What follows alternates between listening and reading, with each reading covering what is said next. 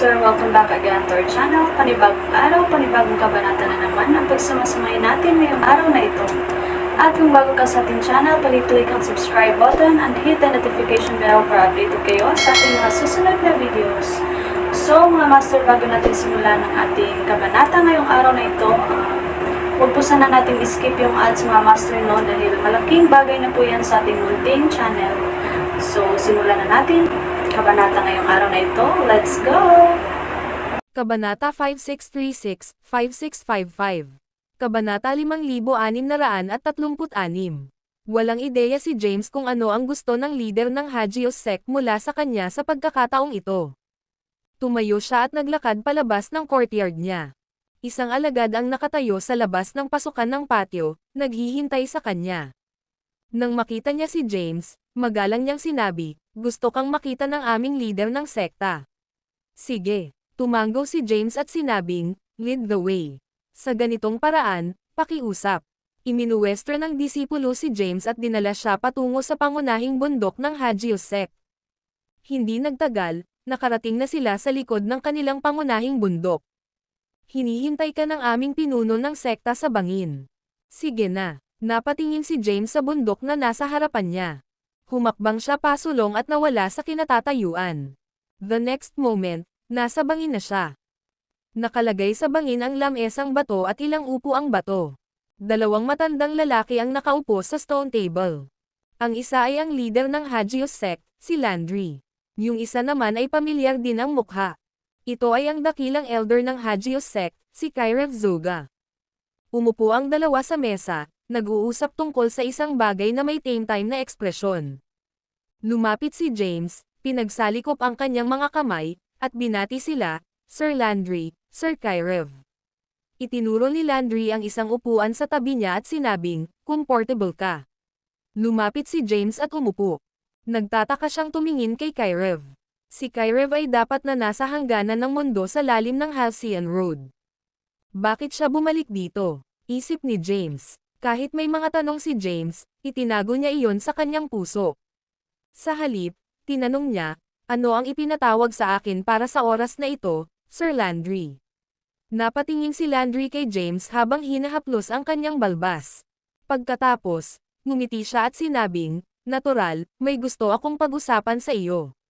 "Paki-elaborate," magalang na sabi ni James, tulad ng kung paano kumilos ang isang junior sa harap ng isang senior.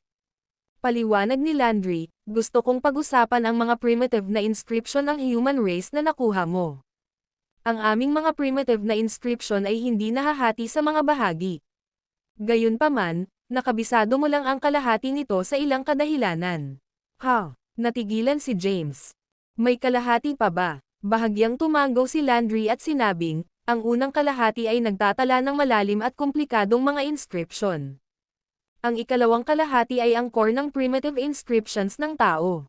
Itinuturo nito kung paano gamitin ng wasto ang mga inscription mula sa unang kalahati." Naintriga agad si James. Tumingin si Kyrev kay James at same time na nagtanong, "Alam mo ba kung ano ang inilabas mo sa kalaliman ng Halcyon Road?" Umiling si James at sinabing, "Paano ko malalaman?" Malamig na sinabi ni Kyrev, "Nagdulot ka ng malaking problema. Ano ang kinalaman nito sa akin?" Agad na pinabulaanan ni James at ipinaliwanag ang kanyang sarili, "Binalaan ko na ang iyong mga alagad." Gayunpaman, pinilit nilang buksan ang pormasayon at makipagsapalaran sa lugar. Nangako silang aasikasuhin ang kahihinatnan kung may nangyaring mali. "Paanong kasalanan ko? Ikaw?" Dumilim ang mukha ni Kyrev. Agad na sumingit si Landry, "Tama na. Hindi ngayon ang oras para sisihin ang sinuman." Curious na tanong ni James, "What's wrong? May nakakatakot bang kasaysayan ang misteryosong anino na iyon?" Ang video na ito ay edited by Urban Storytelling. Kabanata 5637. Paliwanag ni Landry, "Hindi kami sigurado sa pinanggalingan nito. Gayunpaman, may mga tala sa ating mga sinaunang aklat tungkol sa ibang mundo sa dulo ng Halcyon Road. May ilang mahiwaga at makapangyarihang nilalang na naninirahan doon. Mula noong sinaunang panahon, ginalugad natin ang hindi kilalang mundong iyon. Ganon din sa mga nilalang dyan. Sinusubukan nilang malaman ang tungkol sa ating mundo." Maikling paliwanag ni Landry pero hindi na nagdetalye. Nakabisado mo ang unang kalahati ng mga primitive na inscription ng mga tao. Napaka-talented mo at talagang qualified ka para linangin ang second half. Gayunpaman, wala kaming alam tungkol sa iyong pinagmulan. Kaya, hindi namin maibibigay sa iyo ang pangalawang kalahati. We'll give you two choices. Tumingin si James kay Landry at nagtanong, "Ye." Landry elaborated, ang unang opsyon ay sumali sa Hagios Sect. Pagkatapos naming matuto ng higit patungkol sa iyong pagkakakilanlan at pinagmulan, papahintulutan ka naming linangin ang ikalawang kalahati ng inscription pagkatapos na maalis ang iyong hinala. Ang ikalawang opsyon ay umalis sa Hagios Sect. Hindi ka namin mahihirapan. Binigyan ni Landry si James ng dalawang pagpipilian. Thrill stay, walang pag-aalinlangan na sagot ni James. Alam na niya kung gaano katakataka ang mga primitive na inscription ng mga tao. Kung ang unang kalahati ay kapaki-pakinabang na, kung gayon ang pangalawang kalahati ay dapat na mas mahusay. Inaabangan ito ni James. Sa makatuwid, nagpasya siya ng walang dalawang pag-iisip. Ngumiti si Landry at sinabing, "Good. Magiging mas mababang ranggo kang disipulo sa ngayon at magiging responsable ka sa paglilinis. Kung aakyat ka sa posisyon ng isang elder, papahintulutan kang makita ang ikalawang kalahati ng mga primitive na inscription ng mga tao. Isang mas mababang ranggo na alagad na namamahala sa paglilinis." Natigilan si James. Siya ay isang powerhouse sa Holy Celestial rank na may pisikal na katawan sa huling yugto ng Quasi-Bliss rank. Gayunpaman, hinihiling sa kanya na maging isang mas mababang ranggo na disipulo na namamahala sa paglilinis. Pinapahirap nila ang mga bagay para sa kanya. What's wrong? Hindi ka masaya sa arrangement? Tumingin si Kyrev kay James at malamig na sinabi, "Kung ayaw mo, sige umalis ka na." Siyempre hindi. Ayos lang ako. Hindi pinabulaanan ni James ang desisyon. Tumayo siya at sinabing, "Pupunta ako para magulat kaagad sa aking istasyon." Pagkatapos magsalita, umalis na si James. Kaagad pagkatapos, tumigas at nawala ang ngiti ni Landry. Tanong ni Kyrev, "Ano ang tingin mo sa kanya?" Huminga ng malalim si Landry at sinabing, "Mula nang ipanganak ang ating lahi, kakaunti lang ang nakakaalam ng ating mga primitive na inscription. Kahit ang nagtatag ng aming sekta ay hindi ito lubos na makabisado. Gayunpaman, pambihira ang kahusayan ng 49 sa ating mga primitive na inscription. Siya ay walang alinlangan na isang henyo. Si Landry ang kasalukuyang pinuno ng Hagios Sect. Sa buong panahon, nakita niya ang hindi mabilang na mga kahangahangang tao. Marami sa kanila ang sinubukang linangin ang mga primitive na inscription ng mga tao. Itinuturing na itong isang malaking tagumpay kung natuto sila ng 10 hanggang 20%. Anuman ang maliit na kanilang pinagkadalubhasaan ay sapat na para magamit nila habang buhay. Bumantong hininga si Kyrev at sinabing, "Talagang henyo siya. Pambihirang pag-iral ang mga primitive na inscription ng ating lahi. Na-master lang niya ang unang kalahati ng mga ito ngunit nagawa niyang basagin ang silong formation na itinakda ng ating ninuno." Parehong nakita ni Kyrev at Landry ang silong formation. Kahit na sila ay nasa Transcendental Bliss rank, hindi nila matukoy ang porma sayon. Sinubukan nilang pag-aralan ito. Gayunpaman, masyadong malalim ang forbidden inscriptions. Bagamat naabot na nila ang mga dakilang tagumpay sa kanilang hanay ng cultivation, hindi nila maintindihan ang mga ipinagbabawal na inscription sa loob ng maikling panahon. Sinabi ni Landry, "Hayaan siyang manatili bilang isang mas mababang ranggo na disipulo sa ngayon. Samantala, dapat nating siyasatin ang kanyang pinagmulan at tingnan kung mayroong anumang kaina-hinala tungkol sa kanya. Hanggat hindi siya isang nilalang mula sa kailaliman ng Halcyon Road, ayos lang." Isa lang ang inaalala ng Hagios Sect tungkol sa background ni James. Nag-aalala sila na siya ay isang nilalang mula sa dulo ng Halcyon Road. Kung tutuusin, si James ang nagbukas ng porma sayon at naglabas ng isang misteryosong nilalang na hindi nila alam na nag-e-exist pala. Mahinahong sinabi ni Landry, kung hindi siya mula sa dulo ng Halcyon Road, magiging isa siya sa pinakamagaling sa kanyang mga kakayahan sa pag-unawa.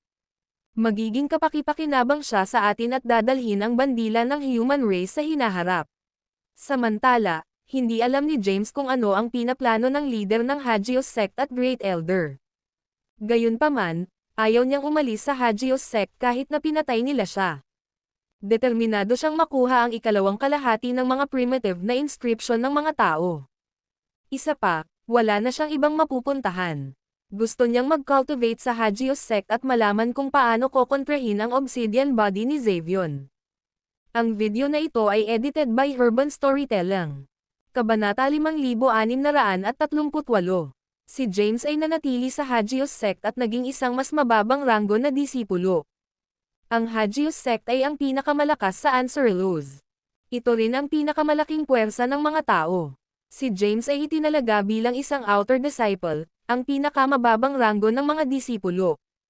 Ang mga outer disciples ay pangunahing binibigyang tungkulin ng mga maliliit na trabaho, pangunahin ang pagtutustos sa mas mataas na ranggo ng mga disipulo. Ang kanyang kasalukuyang katayuan ay ang pinakamababa sa mga outer disciples. Pagkatapos niyang i-report ang pagdating niya, binigyan siya ng identity token at wallis. Ang wallis na inabot sa kanya ay gawa sa mga espesyal na materyales at maaaring ituring na isang kayamanan. Ang kanyang gawain ay medyo madali. Siya ang may pananagutan sa paglilinis ng mga nalaglag na dahon sa labas ng gate ng kanilang bundok. Napatingin si James sa mga nalaglag na dahon sa lupa sa labas ng gate ng bundok. Huminga siya ng mahina, at ang mga dahon ay lumipad sa isang tumpok. Naupo siya sa labas ng pintuang bayan ng bundok at pinagmasdan ang pagdaan ng mga alagad. Isang malakas na porma sayon ang nagpoprotekta sa Hagios sect. Ang mga miyembro ng sekta, maging ang mga matatanda, ay hindi pinahintulutang pumasok sa pamamagitan ng paglipad. Lahat sila ay kailangang lumakad sa tarangkahan ng bundok. Ang tarangkahan ng bundok kung saan nakatalaga si James ay ang tanging pasukan sa Hagios sect. Si James ay nakaupo sa batong hagdanan at pinagmamasdan ang mga alagad na walang magawa. Bumulong siya, ako ay nasa Holy Celestial rank at may pisikal na katawan sa huling yugto ng Quasi-Bliss rank. Gayunpaman, ako ay nakaistasyon dito upang linisin ang ilang mga nahulog na dahon. Sa sandaling iyon, lumitaw ang isang matanda sa tarangkahan ng bundok. Tumingin siya kay James at mahinahong sinabi, bawal kang gumamit ng powers habang naglilinis. Ikinaway ng matanda ang kanyang kamay at ikinalat ang tumpok ng mga nalaglag na dahon. Ikaw, magsasalita na sana si James, ngunit nawala na ang matanda. Walang magawa si James kundi ang mano-manong wallisin ang mga dahon gamit ang wallis. Ang Hagios sect ay isang malaking puwersa, at ang kanilang teritoryo ay napakalawak. Malaki talaga ang lugar sa paanan ng bundok. Bagamat isang powerhouse si James, mano-mano niyang nilinis ang mga nalaglag na dahon sa labas ng gate ng bundok sa loob ng ilang buwan. Nang matapos ang kanyang gawain, umupo siya sa hagdang bato sa harap ng tarangkahan ng bundok. Pagkatapos, ipinagpatuloy niya ang pagmamasid sa mga alagad na dumaraan sa tarangkahan. Boom! Biglang may bumabang figure mula sa langit. Sa paglapat ng kanyang mga paa sa lupa, naging sanhi ito ng panginginig ng lupa. Isang malakas na puwersa ang tumagos sa hangin, dahilan para mawalan ng balanse ang mga kalapit na disipulo. Siya na naman. Nandito na naman siya. Talagang hindi niya alam kung kailan siya susuko. Alam ko, di ba? Ilang daang beses na siyang bumisita. Paano siya magkakaroon ng pagkakataon laban kay Elder Yulin? Nang mapansin ang kakaibang tao na lumitaw, ang mga disipulo sa tarangkahan ng bundok ay agad na nagsimulang mag-usap sa isa't isa. Napansin din ni James ang taong sumulpat sa di kalayuan. Ito ay isang gwapong lalaki na mukhang nasa 20s. Nakasuot siya ng kulay abong robe at naglabas ng kakaibang aura. Nang makita ang lalaki, lumiwanag sa tuwa si James. Anong ginagawa niya dito? Halika, harapin ang iyong kamatayan, Giovanni. Ang boses ng lalaki ay nanggaling sa labas ng gate ng bundok ng Hagios sect. Casual na ikinaway ni James ang kanyang kamay, at kinaladkad ng kanyang kapangyarihan ang isang kalapit na disipulo papunta sa kanya. Ikaw, galit na galit ang disipulo matapos makitang ito ay isang mas mababang ranggo na disipulo na namamahala sa paglilinis. Papagalitin na sana niya si James pero agad siyang nagpigil matapos maramdaman ang durog na kapangyarihan sa paligid niya. Sino si Giovanni? Tanong ni James. Ngumiti ang disipulo at sinabing, ipakalat mo muna ang iyong kapangyarihan. Masakit talaga. Hindi ko kaya. Binawi ni James ang kanyang kapangyarihan. Ipinaliwanag ng disipulo, si Giovanni Yulin ay isang elder sa aming sekta. Sige. Magwala. Ikanaway ni James ang kanyang kamay, pinaalis ang alagad. Pagkatapos, tumayo siya at bumaba ng hagdan. Pagdating sa paanan ng bundok, tumingin siya sa hindi inanyayahang bisita at nakangiting sinabi, "Wyatt ang pangalan mo, tama ba?" Ang video na ito ay edited by Urban Storytelling. Kabanata 5639. Haha, tumawa ang lalaki at sinabing, wala na ba talagang ibang tao ang Hagios sect? Bakit nagpadala sila ng tagapaglinis? Natawa naman si Wyatt nang makitang may bitbit na walis sa balikat si James. Pagkatapos, biglang nagdilim ang kanyang mukha, at same time niyang sinabi, "It's none of your business, so scram." Pagkatapos magsalita, nagpakawala ng malakas na aura si Wyatt para patumbahin si James. Gayunpaman, hindi nagpatinag si James sa mukha ng aura. Ang mga nalaglag na dahon sa lupa ay gamulong sa hangin, marahas na kumakaway. Sa sandaling iyon, lumitaw si Giovanni sa labas ng gate ng bundok. Hindi agad siya bumaba sa paanan ng bundok. Sa halip, tumingin siya kay James, na nakaharap kay Wyatt, at nagtanong, sino ang batang iyon? Bakit hindi ko pa siya nakita? Sumagot ang isang disipulo, mukhang inayos siya rito ng mga nakatataas.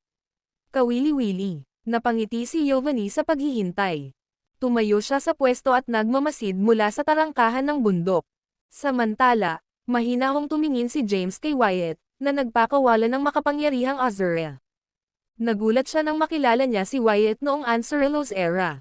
Ang aura ni Wyatt ay napakalakas at nasa quasi-bliss rank na. Ang Wyatt ay maituturing na isang nangungunang powerhouse kung sila ay nasa kanilang mga orihinal na panahon. Sa totoo lang, isa na siyang nakakatakot na pag-iral noong Anserelos era. Mahinahong sinabi ni James, kailangan mo muna akong ipasa kung gusto mong hamanin si Elder Yulan. Nagbago na ng itsura at aura si James. Kaya, hindi agad siya nakilala ni Wyatt. Mayabang. Nagdilim ang mukha ni Wyatt. Bigla siyang humakbang at nag-teleport sa harap ni James. Pagkatapos, itinulak niya ang palad niya pasulong. Ang kanyang pag-atake ay naglalaman ng mga kapangyarihan ng iba't ibang path. Nilinang pa ni Wyatt ang mga mababang antas na path sa kanilang pinakamataas na potensyal. Kung ikukumpara sa mga primitive na inscription ng ilang pangunahing lahi, ang mga landas na ito ay wala kahit saan malapit sa mababa. Matibay na nakatayo si James sa pwesto, hinayaan ang pag-atake na bumagsak sa kanyang dibdib. Ang malakas na puwersa ay nagpalipad kay James sa malayo. Napailing siya sa lakas at binalans ang sarili sa harap ng tarangkahan ng bundok. Bagamat malakas ang atake ni Wyatt, mas malakas pa ang katawan ni James. Ang pag-atake ni Wyatt ay nasa quasi-bliss rank at hindi maaaring magdulot ng pinsala sa pisikal na katawan ni James. Lumutang si James sa labas ng gate ng bundok at may hawak na walis sa kanyang balikat. Tumingin siya kay Wyatt sa paanan ng bundok at tumawa. How dare you challenge our elder with such weak strength? Hindi ka ba masyadong nagpapahalaga sa sarili mo? Pagkatapos magsalita ni James, hinawakan niya ang walis at naglunsad ng counterattack. Sa kanyang mga kamay, ang walis ay naging isang makapangyarihang sandata. Ang lakas ng kanyang katawan ay naging isang malaking sword energy at tumakbo patungo kay Wyatt. Kinilabutan si Wyatt sa sword energy na nag-charge sa kanyang direksyon. Mabilis siyang umiwas at nawala sa lugar. Sa tingin mo saan ka pupunta? Hinabol siya ni James. Dumating si James sa labas ng universo kung saan matatagpuan ang Hagios sect at inihagis ang Blythe Omniscience. The next moment, nasa harap na siya ni Wyatt. Gustong lumaban ni Wyatt, ngunit isang pamilyar na boses ang biglang nanggaling sa kanyang kalaban. Bakit ka nasa panahong ito, Wyatt? Nagulat si Wyatt nang marinig ang pamilyar na boses. Tinitigan niya si James at tinanong, sino ka? Sumagot si James, 49. Ikaw ba? Nanginginig si Wyatt sa gulat. Ang video na ito ay edited by Urban Storytelling. Kabanata 5640. Nanginginig ang katawan ni Wyatt nang may sumulpat na pamilyar na mukha sa kanyang isipan. Napakatagal na halos nakalimutan na niya ang mukha na iyon. Hindi na niya maaalala ang mukha na iyon kung hindi dahil sa pamilyar na boses at pangalan. 49. James. Bahagyang nanginginig ang boses ni Wyatt. Bahagyang tumango si James at sinabing, "Ye. Ako ito." Huminga ng malalim si Wyatt. Kaya dumating ka sa panahong ito nang hinabol mo si Xavion. Tumango ulit si James at sinabing, "Ye. Paano ka rin napunta dito?" Huminga ng malalim si Wyatt at sinabing, "Mahabang kwento. Hindi nagtagal pagkatapos mong habulin si Xavion, nakipagsapalaran ako sa isang kapahamakan. Hindi sinasadyang na-trigger ko ang ilang uri ng teleportation formation. Ako ay pinabalik sa nakaraan at dumating sa panahong ito. Gayunpaman, matagal na akong nandito. Nasa Holy Celestial rank ako noong una akong dumating. Nasa middle stage na ako ng Quasi-Bliss rank ngayon. TC. Medyo masaya si James na nakatagpo ng isang pamilyar sa hindi pamilyar na panahon. Speaking of which, alam mo bang nasa ganitong panahon din si Zizzle? Tanong ni James. Tumango si Wyatt at sumagot, "Oo. Matagal ko nang nalaman. Pagdating ko, hindi pa siya nagiging leader ng Seraphic Sect. Noon, isa lamang siyang natatanging alagad ng sekta. Inimbestigahan ko at nalaman kong hindi siya ang parehong tao sa Zizzle mula sa aking lahi. Ang Zizzle na kilala natin ay maaaring isang reincarnation ng Zizzle ng panahong ito." Kahit alam ni Wyatt ang tungkol kay Zizzle, wala siyang alam tungkol kay Lady Wiccalia. Inom tayo at maghabol sa mga lumang panahon. Niyakap ni James ang mga balikat ni Wyatt, na umarteng pala kaibigan. Pinangunahan ng dalawa ang mabituing kawalan at nagtungo sa isang mataong lungsod. Pagkatapos, pumasok sila sa isang restaurant at nagkwentuhan sa ilang inumin. Nagsalita si Wyatt tungkol sa kanyang mga karanasan sa buong panahong ito. Matapos siyang may hatid sa panahon ng Ansel Eros, marami siyang naranasan na paghihirap. Nagsumikap siya at patuloy na nag-improve hanggang sa tuluyang maabot niya ang Quasi-Bliss rank. Bumantong hininga si Wyatt at madamdaming sinabi, "Mas maganda ang buhay mo kaysa sa akin. Pagdating ko sa panahong ito, napakababa ng cultivation rank ko. Sa panahon kung saan hindi mabilang ang mga powerhouse, ang pagiging walang ingat ay haantong sa kamatayan. Gayunpaman, napakaswerte mo na naging disipulo ng Hagios Sect pagkarating mo rito. Sa sekta na nagpoprotekta sa iyo, makakaligtas ka ng maayos." Ipinahayag ni Wyatt ang kawalan ng pag-asa at kawalan ng kakayahan na kanyang hinarap sa panahon ng Anserlos. Nakangiting sabi ni James, "Despite the odds, you still survived. Sulit ang lahat ng iyong pagsisikap. Ngayong naabot mo na ang Quasi-Bliss rank, bakit hindi ka bumalik sa ating panahon? Sa iyong lakas, ang paglalakbay sa ilog ng panahon ay dapat na madali." "Narito pa rin si Yemima," sabi ni Wyatt sa pagkabigo. "Yemima," nagulat si James. Para mas tumpak, siya ang reincarnation ni Yernima. Tuluyan na niyang nakalimutan ang buhay niya bilang Yemima. "Pinoprotektahan at nililinang ko siya sa lahat ng oras na ito. Sabay kaming pumasok sa sinaunang guho at napadpad sa teleportation formation. Unfortunately, nagkahiwalay kami. Siya ay naging isang disipulo sa Hagios Sect, samantalang ako ay nanatiling isang masamang magsasaka." Nagtataka, nagtanong si James, "Kung gayon, ano ang sama ng loob sa pagitan mo at ng elder ng Hagios Sect?" Sagot ni Wyatt, "After being teleported to this era, hiwalay na kami ni Yemima.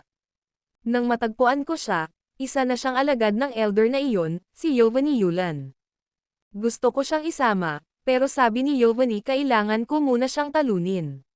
Nakikita ko, naintindihan naman agad ni James ang sitwasyon ni Wyatt. Napabuntong hininga si Wyatt at sinabing, "Hindi ko alam kung ano ang nangyari, ngunit nawala ang mga alaala ni Yemima matapos dumating sa panahong ito.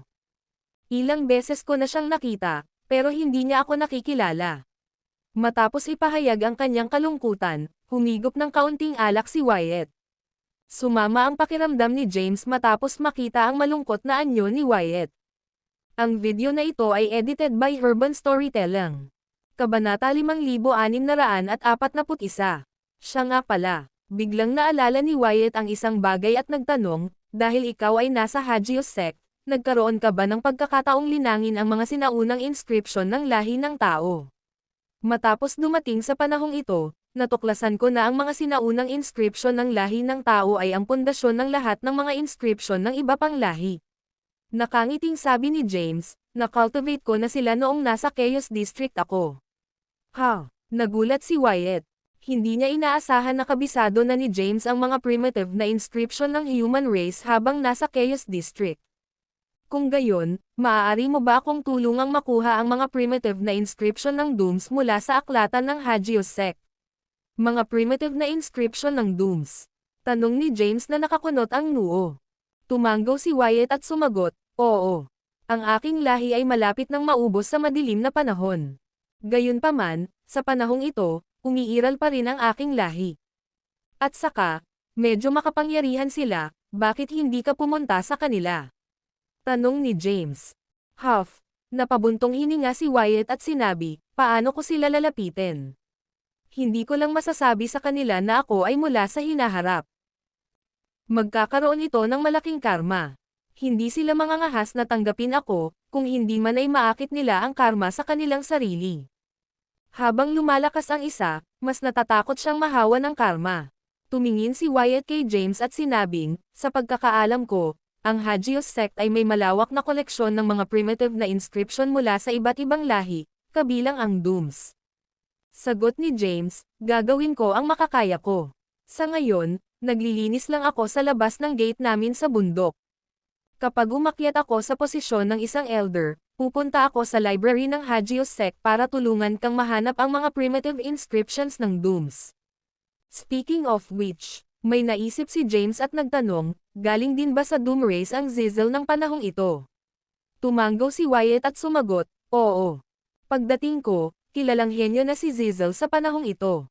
Ngayon, isa na siya sa pinakamalakas. Nag-usap sina James at Wyatt tungkol sa mga lumang panahon, kasama na ang kanilang matagal na alitan. Kahit na pareho silang desperado na pumatay sa isa't isa noon, sa pagbabalik tanaw ngayon, ito ay naging isang hindi malilimutang panahon ng kanilang buhay. Nangako si James, huwag kang mag-alala. Tutulungan kita sa mga primitive na inscription ng Dooms at ibalik si Yemima. Salamat. Si Wyatt ay may nagpapasalamat na ekspresyon.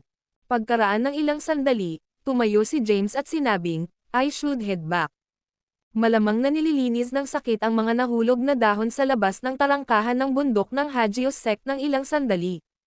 Kung kailangan mo ako, alam mo kung saan ako hahanapin. Sige, sagot ni Wyatt. Nagpaalam si James, pagkatapos ay bumalik sa Hagios Sect. Habang nasa daan, nagham siya ng isang masayang himig. Pagdating niya sa labas ng gate ng bundok, nakita niya ang isang grupo ng mga disipulo at Yovani. Si Yovani ay nasa huling yugto ng Quasi-Bliss rank at malapit nang makapasok sa Transcendental Bliss rank. 49. Napatitig si Yovani kay James. Oo, sinalubong ni James ang tingin niya. Ano ang relasyon mo kay Wyatt? Tanong ni Yovani. Ano ang kinalaman nito sa iyo? Casual na ibinato ni James ang kanyang walis sa sahig at umupo sa hagdan sa labas ng gate ng bundok. Ang video na ito ay edited by Urban Storytelling. Kabanata 5642. Si Yovani ay isang elder ng Hagios Sect. Siya ay isang powerhouse sa huling yugto ng Quasi-Bliss rank. Kahit mataas ang katayuan niya sa sekta, hindi nag-abala si James na maglagay ng magandang ugali sa harap niya. Siya ay isang alagad lamang na namamahala sa paglilinis at pag-aalaga sa gate ng bundok. Kahit na nandoon si Yovani, pinili ni James na hindi siya pansinin. Ano ang isang mayabang, mababang ranggo na disipulo? Bumantong hininga ang isang disipulo sa tabi ni Yovani at sinabing, hindi mo ba alam ang mga patakaran? Mga panuntunan. Tumingin si James sa disipulo, pagkatapos ay tumayo sa harap niya. Isang malakas na aura ang pinakawalan ni James at pinaalis ang disipulo. Pagkatapos, sinabi niya, sino ang gumagawa ng mga patakaran? Kahit nasaan man ito, ang lakas ay ang ganap na pagkakasunod-sunod. Nasa Holy Celestial rank ka lang. Gayunpaman, naglakas loob ka na turuan ako tungkol sa mga patakaran. Kahit na si James ay nasa Holy Celestial rank, ang kanyang pisikal na lakas ay nasa huli na yugto ng Quasi-Bliss rank. Ang isang ordinaryong cultivator sa Holy Celestial rank ay hindi nakayanan ang kanyang makapangyarihang aura. Nalampasan mo, 49. Humakbang si Yovani. Tumingin sa kanya si James at sinabing, ano? Gusto mong lumaban? Galit na galit si Yovani. Siya ay isang elder ng Hagios Sect, ngunit hindi siya nirerespeto ng isang mas mababang ranggo na disipulo. Gayunpaman, nasaksihan ni Yovani ang aura na inilabas ni James habang nakikipaglaban kay Wyatt. Kaya naman, Bahagya siyang nag-iingat kay James. Wala siyang tiwala na talunin si James. Ngumuso si Giovanni, nilunok ang galit, at umalis. Bumalik si James sa hagdan ng bato sa harap ng tarangkahan ng bundok at naupo. Pagkatapos, ginugol ni James ang kanyang mga araw sa paglilinis ng mga nahulog na dahon sa labas ng gate ng bundok. Lumipas ang hindi mabilang na taon sa isang kisap mata. Noong mga nakaraang taon, madalas bumisita si Wyatt para makipag-chat kay James.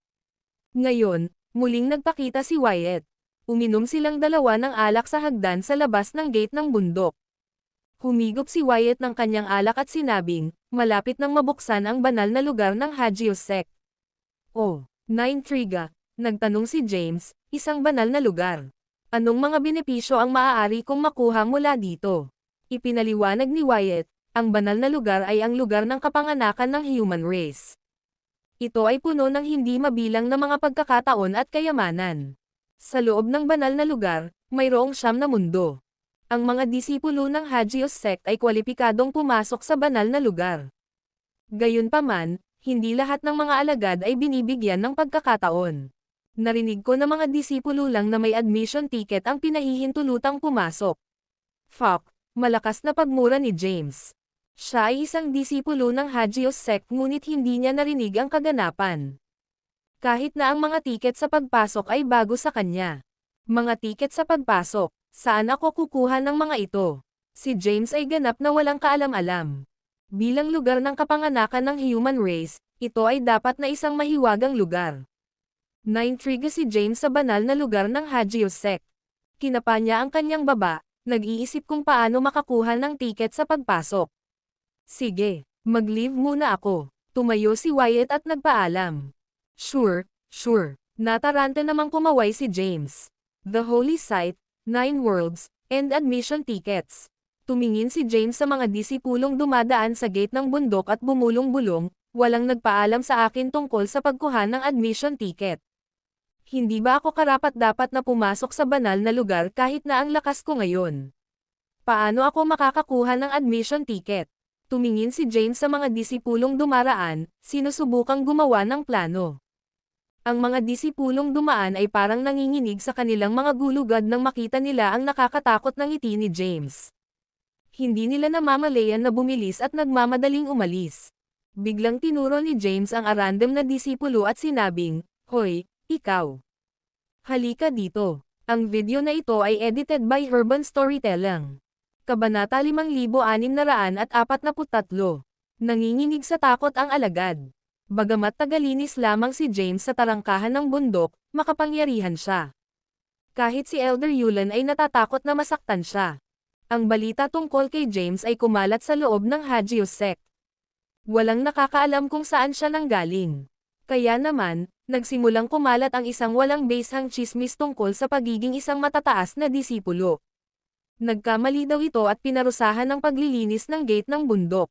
Nagkaroon din ng tsismis na siya ay isang nakatagong powerhouse ng Hagios Sect. Lahat ng uri ng tsismis tungkol sa kanya ay kumakalat sa mga alagad. Nanginginig ang alagad habang naglalakad palapit kay James. Tumingin siya kay James at nagtanong, Oo, may problema ba? Tumingin sa kanya si James at sinabing, mag-usap tayo habang nakaupo. Di paano ako? Nagmamadaling umatras ang alagad. Umupo ka, giit ni James. Oo, agad na umupo ang alagad. Ano ang kaganapan tungkol sa banal na lugar? Tanong ni James. Nalilito ang disipulo kung paanong ang isang disipulo ng Hagios Sect ay walang kaalam-alam tungkol sa banal na lugar. Sa kabila ng kanyang pagdududa, hindi siya nang ahas na magtanong. Matapat siyang sumagot, ang banal na lugar ay ang lugar ng kapanganakan ng human race at kung saan lumitaw ang ating mga sinaunang inscription. Ang banal na lugar ay nahahati sa 9 na rehiyon. Habang lumalalim ka, mas malaki ang mga gantimpala. Magkakaroon ka ng mas mataas na pagkakataon na makakuha ng magagandang kayamanan kung mas malalim ang iyong gagawin sa banal na lugar. Nagtanong pa si James, ano ito tungkol sa mga tiket sa pagpasok? Ipinaliwanag ng disipulo, kailangan mo ng tiket sa pagpasok para makapasok sa banal na lugar. Hanggat miyembro ka ng Hagios Sect, maaari kang makakuha ng admission ticket sa pamamagitan ng pag-aambag sa aming sekta. Kung mas malalim ka, mas maraming tiket ang kakailanganin mo.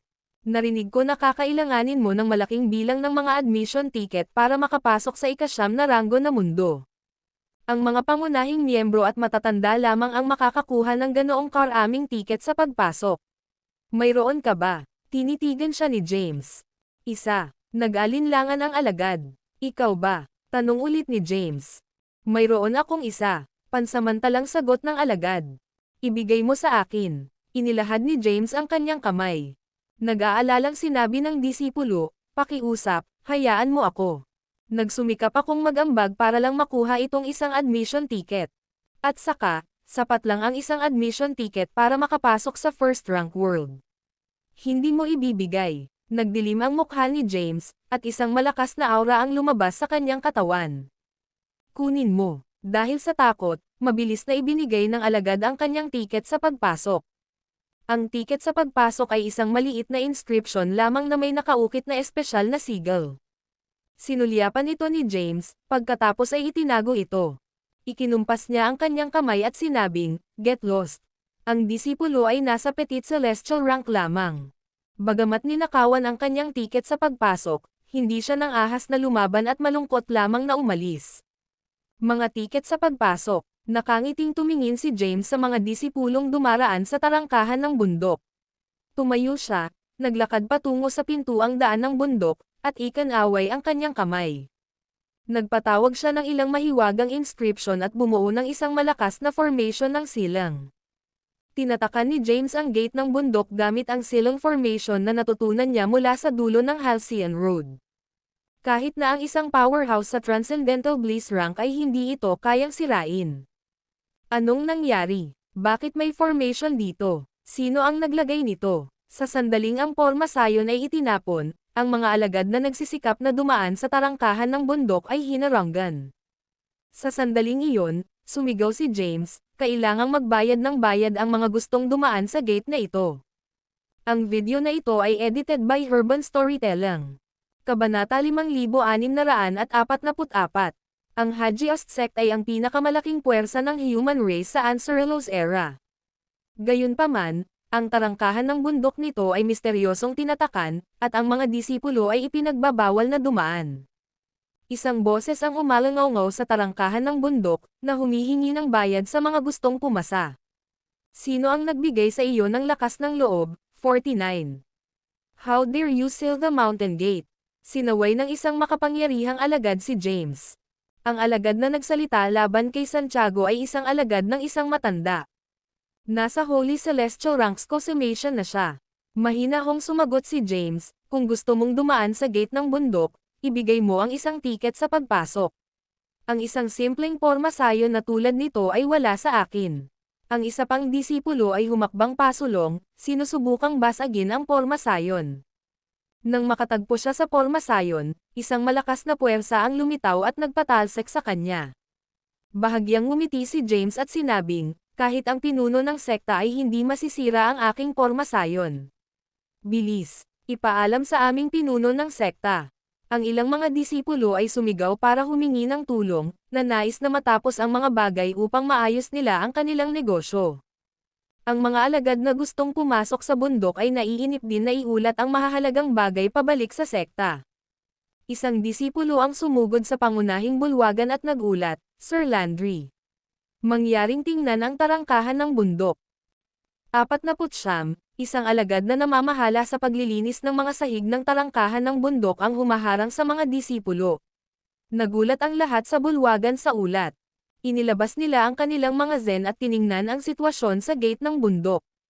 This guy. Hindi nakaimik si Landry sa kinikilos ni James. Inayos ko siya na bantayan at linisin ang tarangkahan ng bundok. Sa halip, tinatakan niya ang buong tarangkahan ng bundok. Ano ang sinusubukan niyang gawin? Mapangahas. Ito ang Hagios sect.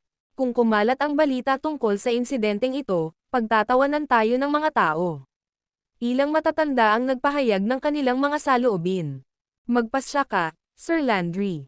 Pinagmasdan ni Landry ang gate ng bundok at mabilis na nalaman ang sitwasyon. He chuckled and said, wala namang seryoso. Hayaan mo na siya. Nagkataon lang na malapit nang mabuksan ang ating banal na lugar. Ang ibang mga lahi ay dapat nasabik na makapasok sa ating banal na lugar. Marami sa mga lahi na ito ang magdadala ng kanilang pinakamalakas na alagad. Magturo sa kanila ng leksyon ang 49. Napapikit si Landry sa kinikilos ni James. Dahil pinili ni Landry na huwag pansinin ang bagay na iyon, hindi na itinuloy pa ng ibang matatanda.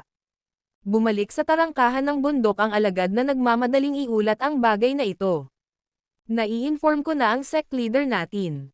Gayunpaman, nagpasya siyang huwag pansinin ang bagay na ito. Sinabi niya na hayaan ang 49. Nagulat ang lahat sa gate ng bundok. Siya ang nagselyo sa tarangkahan ng bundok, ngunit hindi ito pinapansin ng pinuno ng sekta. Humalaklak si James. Kung maging si Landry ay yumuko sa kanyang kalooban, maaari siyang maging mas matapang. Sa totoo lang, hindi siya natatakot kay Landry. Kung susulpat si Landry, binalak niyang humingi din sa kanya ng admission ticket para makapasa sa gate ng bundok. Tingnan natin kung mapipigilan ako ng formation mo. Isang matandang lalaki ang lumapit sa tarangkahan ng bundok. Siya ay isang elder ng sekta at isang powerhouse sa quasi-bliss rank. Habang papalapit siya, tumabi ang mga alagad at nagbigay daan sa kanya. Nais ng matanda na basagin ang porma sayon, ngunit ang kanyang kapangyarihan ay walang epekto. Sabi ni James, kung gusto mong dumaan sa gate ng bundok, masunurin lang mag-abot ng admission ticket. Maging ang pinuno ng sekta ay kailangang sumunod sa aking mga alituntunin at bayaran ako ng bayad para makadaan sa tarangkahan ng bundok. Nagdilim ang mukha ng matanda matapos mabigang basagin ang porma sayon. Pagkatapos ng labis na pagpapahiya sa sarili, mabilis siyang tumalikod at umalis. Ang video na ito ay edited by Urban Storytelling. Kabanata 5645. Hinahanap mo ang mga tiket sa pagpasok, tama. Kami ay mga mababang ranggo na magsasaka lamang at hindi kwalipikado para sa mga tiket sa pagpasok. Mangyaring hayaan kaming dumaan. Ilang alagad na nagsisikap na pumasok sa pintuang bayan ng bundok ay sinubukang makiusap kay Santiago. Sumimangot si James at sinabing, wala kang admission ticket. Ayos lang. Ang mga disipulo sa ilalim ng Holy Celestial Rank ay maaaring dumaan sa gate ng bundok. Nang marinig ito, ang mga disipulong may mahinang hanay ng paglilinang ay labis na natuwa. Kaagad pagkatapos, dumaan sila sa tarangkahan ng bundok at nagmadali sa kanilang negosyo. Hindi nagtagal, isang malaking grupo ng mga disipulo ang natipon sa magkabilang gilid ng pintuang daan ng bundok. Hindi sila makadaan sa formation ni James ngunit ayaw nilang ibigay ang kanilang admission ticket. 49. Isang boses ang nagmula sa malayo. Tumingin si James sa direksyon kung saan nanggaling ang tunog at nakita niya si Halevi. Lumitaw si Halevi sa harap ng gate ng bundok at tumingin kay James. Tapos, nakilala niya, paano kung hayaan mo ang ilan sa aking mga kaibigan? Nagmamadali silang gumawa ng negosyo sa labas. Kinusat-kusot ni James ang kanyang mga mata at sumagot, kung pakakawalan ko ang lahat dahil sa mga koneksyon, paano ako kukuha ng sapat na tiket sa pagpasok para makapasok sa mundo ng ika-9 na ranggo? Napanatili ni Halevi ang kanyang ngiti kahit na tinanggihan siya. Sinubukan niyang muli, sinabing, alam kong kakailanganin mo ng maraming admission ticket para makapasok sa 9th ranked world.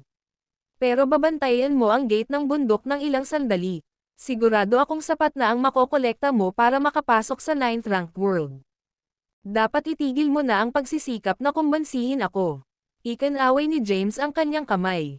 Maging si Landry ay hindi pinapansin ang kanyang mga kilos. Matapos mangolekta ng sapat na tiket sa pagpasok, nagplano siyang mangolekta ng iba pang uri ng mga bayarin. Ang Hagios sect ay ang pinakamalaking puwersa ng human race. Sa makatuwid, ang mga alagad sa ilalim ng sekta ay pangunahing mga henyo ng tao mula sa mga pangunahing sekta at pamilya sa buong Anserelos. Karamihan sa kanila ay mula sa mayamang pinagmulan. Kaya, nais ni James na gamitin ang pagkakataon upang mangolekta ng ilang mga kayamanan. Nagdilim ang mukha ni Halevi matapos tanggihan sa pangalawang pagkakataon. Sa kabila ng kanyang kawalang kasiyahan, alam niyang hindi niya matatalo si James. Sa makatuwid, siya ay umalis na nabigo. Ito ang admission ticket, 49. Kunin mo na. Sa huli, sumuko ang isang alagad at nag-abot ng tiket sa pagpasok. Tinanggap ito ni James na may kasiyahang ngiti, pagkatapos ay pinadaan ang alagad sa tarangkahan ng bundok. Matapos ang unang tao ay gumawa ng inisyatiba, Ang iba ay unti-unting sumunod. Maraming alagad ang nagbigay ng kanilang tiket sa pagpasok kay James. Nagpasya si James na magtakda ng bagong panuntunan. Ang mga nagbigay ng mga tiket sa pagpasok ay maaaring dumaan sa gate ng bundok ng walang limitasyon sa loob ng tinukoy na takdang oras. Dahil wala ng ibang paraan para makapasa sa makapangyarihang pormasayon, pinili ng maraming disipulo na makipagkompromiso. Mabilis na kumalat ang mga aksyon ni James sa buong Hagios sect. Ano ang ginawa ng 49? Tinatakan niya ang gate ng bundok at nangongolekta ng mga tiket sa pagpasok sa mga gustong pumasa. Siya ay labag sa batas. Wala bang gagawin ang pinuno ng sekta tungkol sa kanya? Ang mga miyembro ng Hagios sect ay hindi nasisiyahan sa pag-uugali ni James. Ganun pa man, marami ang nagtipon-tipon sa gate ng bundok para libangin ang sarili. Ang ilan ay sadyang iniabot ang kanilang tiket sa pagpasok kay James at dumaan sa gate ng bundok upang tuyain ang mga ayaw makipagkompromiso. Ang pagkilos ni James ay pumukaw ng matinding galit. Marami ang nagalit nang tumanggi ang pinuno ng sekta na kumilos. Ang ilan sa kalaunan ay pumunta sa mga matatanda ng sekta upang magreklamo. Hindi na kinaya ng isa sa mga matatanda ang ugali ni James at nagpasya na turuan siya ng leksyon. Isang grupo ng mga tao ang nagmarcha patungo sa tarangkahan ng bundok. Nangunguna sa grupo ang isang prestihiyosong elder na namamahala sa law enforcement hall. Nakasunod sa likuran niya ang ilang galit na mga disipulo. Ang matanda ay sumigaw mula sa malayo, "Lalampas ka, 49. Sino ang nagbigay sa iyo ng lakas ng loob na harangin ang gate ng bundok natin?" Ang boses niya ay parang kulog na nagdulot ng pananakit sa tenga ni James. Ito ang nakatatanda ng law enforcement hall. Tapos na para sa 49. Ang pinakamagaan na parusa na makukuha niya ay ang pagpapatalsik sa sekta. Ang pinakamasama ay ang pag-aalis ng kanyang cultivation base. Nagbunyi ang mga alagad sa paligid ng tarangkahan ng bundok. Ang quasi-bliss rank. Mabilis na naramdaman ni James ang cultivation rank ng matanda. Ang cultivation rank ng matanda ay kahawig noong umalis si Xavion sa pag-iisa. Kung noon pa man ay nag-iingat na si James. Gayunpaman, hindi na siya natakot. Siya ay halos hindi matatalo hanggat ang kanyang kalaban ay wala sa Transcendental Bliss rank. Ang video na ito ay edited by Urban Storytelling. Kabanata 5646. Napukaw ni James ang galit ng publiko. Bagaman maraming disipulo ang nagsampa ng mga reklamo, pinili ni Landry na huwag pansinin ang mga aksyon ni James. Sa huli, nagsimulang iulat ng hindi nasisiyahang mga alagad si James sa iba't ibang matatanda ng sekta. Ang elder na namamahala sa law enforcement hall, si Hansin Zendin, ay nagpasya na tanggapin ang mga bagay sa kanyang sariling mga kamay. Si Hansin ay nasa quasi-bliss ranks consummation. Nauna siyang naglakad sa isang grupo ng mga disipulo at huminto sa tarangkahan ng bundok. Matapos makita ang misteryosong pormasayon, nagdilim ang kanyang mukha. "Patawarin ko ang iyong mga aksyon kung aalisin mo kaagad ang pormasayon, 49. O kung hindi." Umalangaw-ngaw ang galit na boses ni Hansayon. Umupo si James sa isang stone tablet sa labas ng gate ng bundok at tumingin kay Hansayon sa kabilang side. Ngumiti siya. Pagkatapos ay sinabi, "O kung hindi, ano? O kaya naman ay mapapatalsik ka sa Hagios sect." Nakangiting sagot ni James, "Well, I'm right here. Bakit hindi ka sumama? Kung gusto mo akong paalisin, kailangan mong dumaan sa formation ko."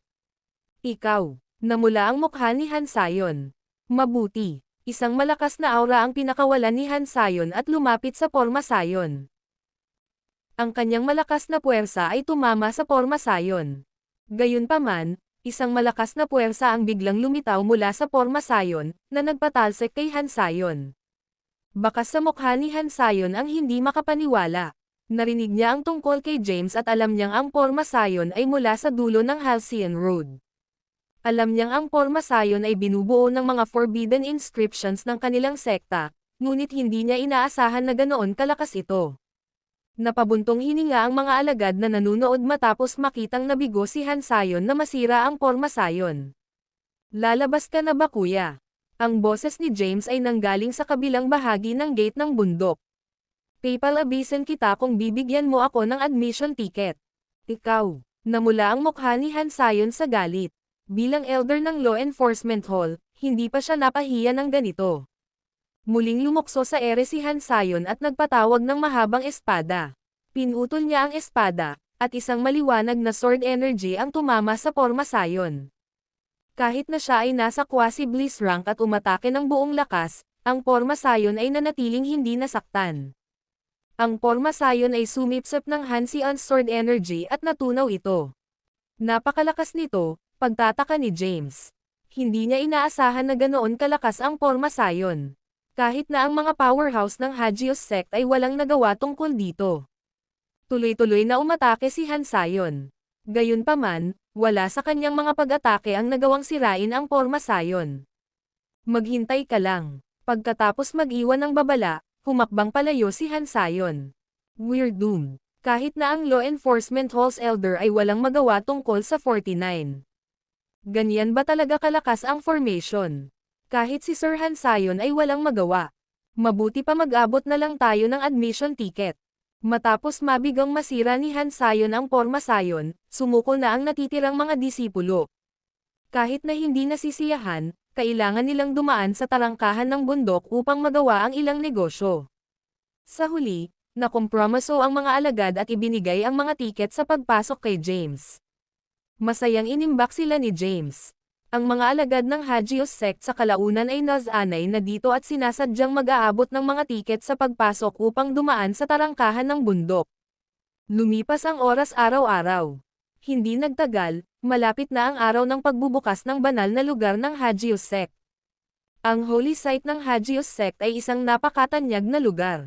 Ang iba't ibang mga sekta at pamilya ay sabik na makapasok sa banal na lugar ng human race, umaasang makakuha ng mga maalamat na kayamanan. Sa tuwing bubuksan ang banal na lugar ng Hagios Sect, iba't ibang puwersa ang nagpapadala ng kanilang mga powerhouse at mga disipulo sa Hagios Sect. Ang Hagios Sect ay napilitang magbukas ng ilang lugar sa mga tagalabas. Ang video na ito ay edited by Urban Storytelling.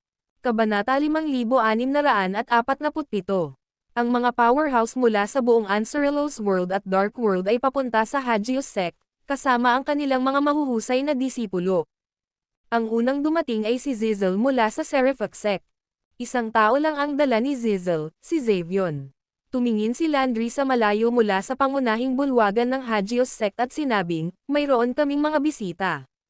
Hindi ko inaasahan na ang leader ng Seraphic Sect ang unang dumating. Sa 49 na nakaharang sa gate ng bundok, hindi magiging madali para sa kanya na makapasok sa ating sekta. Ayoko talagang papasukin ang mga tagalabas sa ating banal na lugar. Sana, ang 49 ay patuloy na hamarang sa mga tagalabas na ito sa pagpasok sa ating sekta. Tinalakay ng mga matatanda ng Hagios Sect. May limitadong mga lugar upang makapasok sa banal na lugar. Marami sa mga alagad ng kanilang sekta ang mawawalan ng pagkakataon kung papayag ang pumasok ang mga tagalabas. Ang mga kapangyarihan ng Hagios Sect ay umaasa kay James na harangin ang mga tagalabas na ito. Swoosh! Isang nakakasilaw na liwanag ang dumaong sa labas ng Hagios Sect. Kaagad pagkatapos, lumitaw sina Zizel at Xavion sa paanan ng espiritual na bundok ng Hagios Sect. Umakyat ang dalawa sa batong hagdan at hindi nagtagal ay nakarating na sila sa labas ng gate ng bundok. Sa labas ng gate ng bundok ay isang tapyas na bato na may dalawang malalaking salita na nakaukit sa Hagios Sect. Isang lalaki ang nakaupo sa tapyas na bato, samantalang ang pila ng mga alagad ay naghihintay na dumaan sa pintuang daan ng bundok. Kumunat ang noo ni Zizel at Bamulong, ano ang nangyayari? Kailan nagtakda ang Hagios Sect ng batas para pumila para dumaan sa gate ng bundok nila? Ilang beses nang nakapunta si Zizel sa Hagios Sect noong nakaraan. Gayunpaman, ito ang unang pagkakataon na nakakita siya ng pila sa gate ng bundok nila. Mabilis niyang napansin ang mga disipulo na namimigay ng tiket sa pagpasok sa lalaking nakaupo sa tapyas na bato. Siya yun. Nakilala agad ni Zizel ang lalaking nakilala niya sa dulo ng Halcyon Road kanina. Sa dulo ng Halcyon Road, isang hindi kilalang nilalang ang pinakawalan.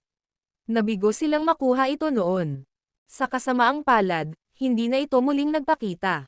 Ang ilang mga powerhouse ay nakaistasyon sa lungsod sa dulo ng Halcyon Road, habang ang iba ay umuwi. Tinitigan ni Xavion si James, na pamilyar sa kanya. Naisip niya sa sarili, siya ba? Naramdaman ni Xavier na ang lalaking nasa stone tablet ay si James. Bagamat medyo iba ang aura ng lalaki, nakaramdam siya ng kumpiyansa. Let's go, sabi ni Zizel kay Xavier, saka naglakad patungo sa gate ng bundok. Pagkaraan ng ilang hakbang, napansin niya ang isang porma sayon. Sinulyapan niya ito saglit, saka nagpatuloy sa paglalakad. Nang makalapit siya, isang malakas na puwersa ang lumitaw at pumihil sa kanya sa pagsulong. Natarante si Zizel. After a few seconds, she recomposed herself and shouted, "Ganito ba ang pakikitungo mo sa mga bisita, Landry? Malayo-layo ang nilakbay ko para makarating dito, pero nakaharang ako sa labas ng gate ng bundok mo. Welcome, Ms. Zizel." Isang boses ang nagmula sa loob ng espiritual na bundok ng Hagios Sect. Natatakot ako na wala rin akong magagawa. Nagtayo ng formation ang batang iyon sa gate namin sa bundok at nangongolekta ng bayad sa mga gustong pumasa. Papayagan ka lang niya kung may babayaran ka sa kanya. Hindi ko masira ang formation, kaya medyo wala rin akong magawa. Kung ganoon, sisirain ko ang formation para sa iyo. Saglit na tinitigan ni Xavier ang porma sayon. Hindi nagtagal, nakilala niya na ito ang silang formation na natutunan ni James mula sa dulo ng Halcyon Road. Nakita na niya ito noon at alam niyang hindi niya maintindihan ang mga inscription sa pagbuo. "Emph," she sneered, saka tumalon sa hangin. Isang malakas na aura ang lumabas mula sa kanyang katawan, dahilan upang ang kanyang damit ay kumandat at ang kanyang buhok ay sumayaw. Ang video na ito ay edited by Urban Storytelling. Kabanata 5648. Lumapit si Zizel sa formation at nagpakawala ng nakakatakot na aura. Itinaas niya ang kanyang mga payat na kamay, at ang mga mahiwagang inscription ay lumitaw mula sa kanyang palad. Ang mga inscription ay nagbago sa isang malakas na puwersa.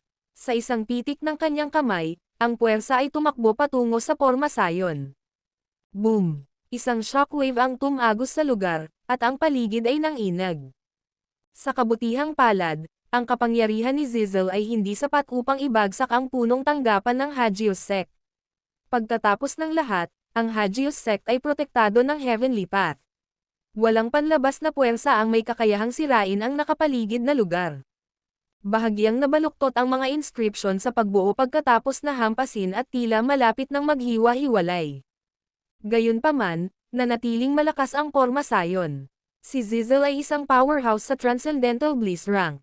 Kahit na sa kanyang buong lakas, hindi niya masira ang silang formation. Halika, nagdilim ang mukha ni Zizel at nadagdagan ang lakas ng kanyang atake. Ang porma sayon, gayunpaman, ay nanatiling hindi nasaktan. Matapos ang ilang mga pagtatangka, sumuko na si Zizel. Bumaba siya mula sa langit at tuloy-tuloy na bumagsak sa lupa. Pinandilatan ni Zizel si James at sinabing, "Buksan mo ang formation at ipasok mo ako sa bundok." "Gusto mo bang pumasok sa bundok?" Mapaglarong ngumiti si James at sinabing, "Hindi magiging madali ang pagpasok sa Hagios Sect." "Anong gusto mo?" tanong ni Zizel. Biglang may naisip si James at napangiti. Pagkatapos, sinabi niya, "Nabalitaan kong mula ka sa Dooms. Papayagan kita kung bibigyan mo ako ng mga primitive na inscription ng Dooms. Ano ang sasabihin mo?" "Managinip ka." Agad naman siyang tinalikuran ni Zizel. Tapos na ang usapan. Sumandal si James sa stone tablet at pinipigilang makipag-ugnayan kay Zizel. Bagamat nasa Transcendental Bliss rank si Zizel, hindi nag-alala si James sa pag-atake nito sa kanya. Pagkatapos ng lahat, sila ay nasa loob ng teritoryo ng Hagios Sect.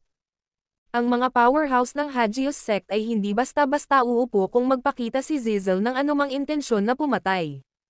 "Ikaw," naiinis si Zizel. "Ano ang dapat nating gawin ngayon, Ms. Zizel?" Lumapit si Xavier at sinabing, "Nangako ka na tutulungan mo akong makapasok sa banal na lugar ng human race." "Pasensya na." Ikinaway ni Zizel ang kanyang kamay. Napatingin si Zizel kay James, na natural na nangongolekta ng admission ticket mula sa mga disipulo. Halatang matagal na niyang naiset up ang formation. Pagkatapos mag-isip ng ilang sandali, sinabi niya, "Ibibigay ko sa iyo ang mga primitive na inscription ng Dooms." Ikinaway ni Zizel ang kanyang kamay, at lumitaw ang ilang mahiwagang inscription. Mabilis na dumami ang mga inscription, pagkatapos ay pinagsama sa iisang inscription na naglalaman ng lahat ng primitive na inscription ng Dooms. Ang mga inscription ay lumutang patungo kay James. Sinabi ni Zizzle, naglalaman ito ng mga primitive na inscription ng Dooms. Naibigay ko na ang gusto mo. Maaari mo bang buksan ang porma sayon at payagan kami ngayon? Inalis ni James ang inscription at pagkatapos ay ibinalik ang kanyang aktwal na hitsura.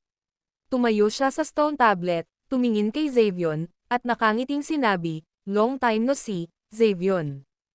Tama ako. Agad na nagdilim ang mukha ni Xavion, at isang malakas na aura ang lumabas sa kanyang katawan. Nagpatawag siya ng espada at nilaslas ito kay James. Isang maliwanag na enerhiya ng sword ang lumitaw at bumaril kay James. Mabilis na umiwas si James, nawala sa lugar. Boom! Ang sword energy ay tumama sa stone tablet at nagdulot ng malaking pagsabog. Bagamat malakas ang pag-atake ni Xavion, hindi ito nagdulot ng anumang pinsala sa stone tablet. Ito ang Hagios Sect, Xavion. Sinusubukan mo bang magdeklare ng digmaan laban sa amin? Ngumisi si James. Bigla siyang sumigaw, "Sir Landry. Ang Seraphic Sect ay nakikipagdigma sa atin." Umatake na sila. Sa sandaling iyon, isang galit na boses ang nagmula sa loob ng gate ng bundok. Mapangahas. Ito ang teritoryo ng Hagios Sect. Ang video na ito ay edited by Urban Storytelling. Kabanata 5649. Agad na naramdaman ni Xavion ang isang nakakatakot na pressure na dumudurog sa kanya. Bumaba ang kanyang katawan mula sa langit, at nagsimulang yumuko ang kanyang mga tuhod. Malapit na siyang mapaluhod. Sa sandaling iyon, kumilos si Zizzle. Ang kanyang kapangyarihan ay bumalot kay Xavion at nilabanan ang matinding pressure. Nagsagupaan ang dalawang puwersa. Ito ay isang labanan sa pagitan ng mga powerhouse sa Transcendental Bliss rank. Sa kalaunan, nagsimulang magpumiglas si Zizzle. Ang kanyang mukha ay namutla, at ang mga butil ng pawis ay lumitaw sa kanyang noo. Ano ang ibig mong sabihin dito, Landry? Gumagamit ka ba ng kasuklam-suklam na paraan para pigilan ang mga tagalabas na makapasok sa banal na lugar? Pinigilan ni Landry ang kanyang aura, pinaalis ang pressure kay Zizzle. Nagulat si Zizzle sa lakas ni Landry. Nasa ikatlong yugto na siya ng Transcendental Bliss rank. Gayunpaman, hindi niya napigilan ang aura ni Landry. Sagot ni Landry, "Sinabi ko na sa iyo. Wala akong magagawa sa sitwasyon. Kahit pumunta ako doon, kailangan ko siyang bigyan ng admission ticket para makapasa sa gate ng bundok. Kung makapasok ka sa sekta natin ay hindi ako ang bahala kundi siya." Pagkatapos, hindi na nakipag-interact si Landry kay Zizzle. Nakatayo si James sa malayong kawalan, nakatitig sa galit na lalaki at babae na may isang matagumpay na ngiti. Tumingin si Zizzle kay James at sinabing, "Tinanggap mo na ang mga primitive na inscription. Kahit anong hinanakit niyong dalawa, hayaan mo kaming pumasa." Kalmadong sagot ni James, "I have the final say here. Kung ayaw kitang pasukin, hindi pwede." Hinding-hindi hahayaan ni James na dumaan si Xavion sa gate ng bundok at makapasok sa banal na lugar ng human race. Kung may matutunan si Xavion, aabot sa mas mataas na antas ang kanyang lakas. Baka maabot pa niya ang Transcendental Bliss rank. Mas mahirap pa siyang patayin kapag nangyari iyon. Pinapayagan kang pumasok, ngunit hindi siya. Tinuro ni James si Xavion. Nakakatakot ang mukha ni Xavion. Hindi niya inaasahan na sumapi si James sa Hagios Sect at nagtayo ng porma sayon sa gate ng bundok. Sagot ni Zizzle, "Hindi. Dapat sumama siya sa akin." Final na. Walang pakialam ang ekspresyon ni James. Nang matapos ang usapan ay nawala na siya sa kinatatayuan. The next moment, nasa kabilang side na ng mountain gate si James. Hindi nagtagal, dumating ang iba pang mga powerhouse na naghahanap upang makapasok sa banal na lugar ng Hagios Sect. Noong nakaraan, ang Hagios Sect ay palaging napipilitang maglaan ng ilang lugar para makapasok ang mga tagalabas sa kanilang banal na lugar. Kaya naman, maraming powerhouse ang dumating bago pa magbukas ang banal na lugar ng Hagios Sect. Nagulat sila, kahit isang malakas na puwersa tulad ng Seraphic Sect ay naharang sa labas ng gate ng bundok. Alam ng marami sa kanila na sadyang inayos ito ng Hagios Sect, ngunit kahit ganoon, wala silang magagawa. Papasukin mo ba ako kung ibibigay ko sa iyo ang mga primitive na inscription ng aking lahi? Isang powerhouse sa quasi-bliss rank ang nag-alok.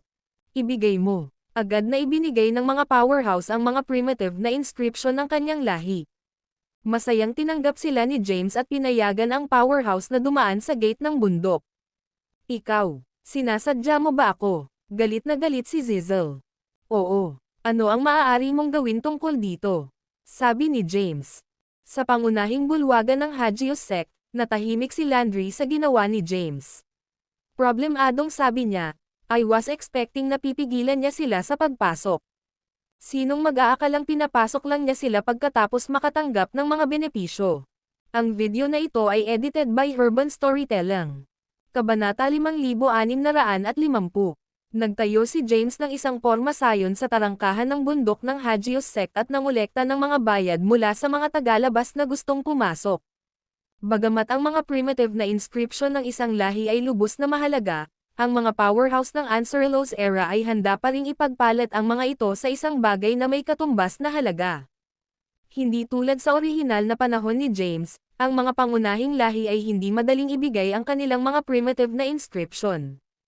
Lalong naging malungkot ang mukha ni Zizzle ng parami ang mga powerhouse na pumasok sa Hagios Sect. Sa pagbabantay ni James sa gate ng bundok, alam ni Xavion na hindi siya makapasok sa banal na lugar ng human race.